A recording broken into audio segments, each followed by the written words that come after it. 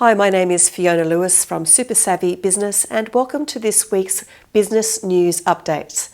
One of the things that's come up this week in the Savvy Mastermind program is how can you charge a higher price than your competitors and not have your customers question you? Well, it all comes down to ensuring that you're not providing apples compared to apples. At the end of the day, it's your job to differentiate your offering so that your consumers can't compare what you're offering directly to your competitors. Otherwise, it will all come down to price and what your consumer believes they are getting for the price. It is your job to educate them about the differences between your offering and your competitors. You have to clearly articulate why your X is not the same as the other X because of features A, B, and C and the benefits which come from that.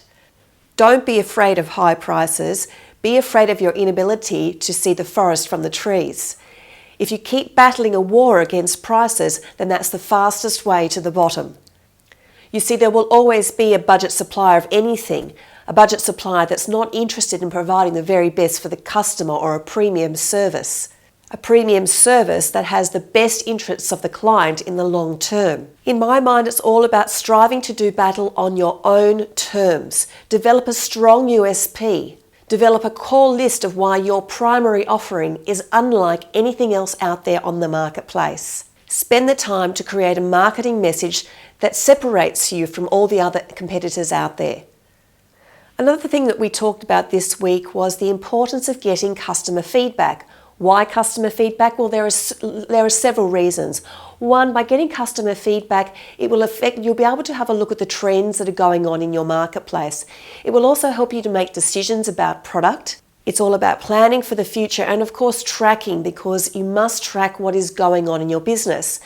So one of the questions I was asked was, what are the best ways to get customer feedback? And I came up with a list of around 10. So let's quickly jump through them now. Some of the common methods are surveying your clients. Now that survey could happen after point of purchase, it could happen at the point of purchase. You can also survey your customers when they leave you. So let's say a customer is cancelling working with you. It's a really good idea to actually ask them, why are you leaving us? Because you can get some really great feedback.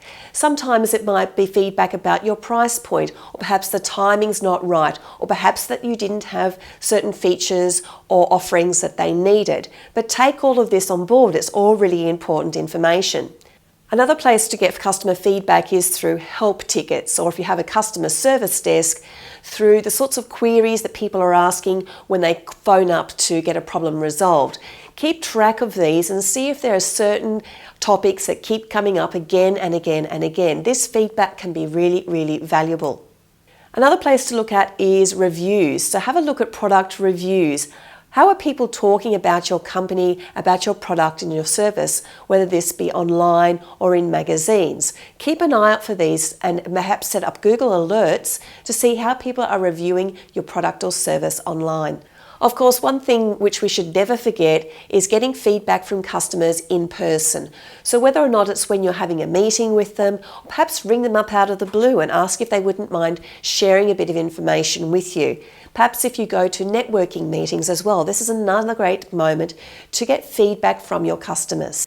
Of course, if you run a blog or a news section on your website, have a look at the sorts of comments that people are leaving, because you can most likely get a good idea of feedback from your customers from your blog as well. Now, some of the less known places you might want to get feedback from are through feature request forms. You may send them out to your existing database and ask them what sort of features they would like to see in your business. The other place you might want to put a form for feature request is simply on your website. On your contact page, perhaps have that one of the fields, or have a little button for feature requests. So make it easy for people to contact you in this way. Of course, don't ignore the social platforms. Make sure that you are interacting socially with your clients online using social media, whether that be through Facebook, LinkedIn, Twitter, YouTube, Pinterest, whatever it works for you and your clients. Get into conversation with them, ask them questions and listen carefully to their feedback. You'll be amazed what people are prepared to share, especially on the social platforms. One area that many businesses do ignore is they ignore the sort of feedback they can get from their internal teams, especially if you have teams that are working directly with your clients. So go back to those people who are working face-to-face with them or one-to-one with them, the people who are picking up the phones and answering their queries and helping to solve their problems.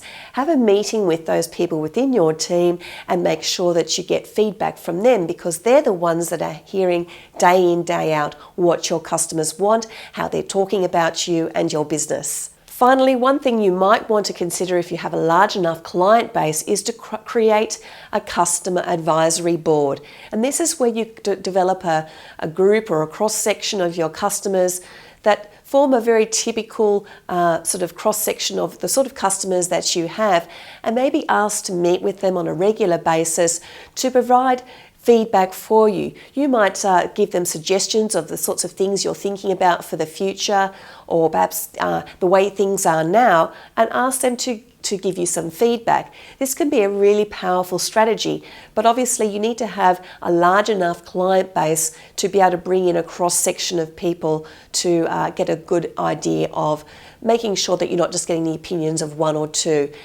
So that's all we have for our business news update this week. Only 2 main points, but they're very, very important points. And if you take time just thinking about one of those, you can make some massive differences within your business. My name is Fiona Lewis, and we'll see you in next week's Super Savvy Business News Update.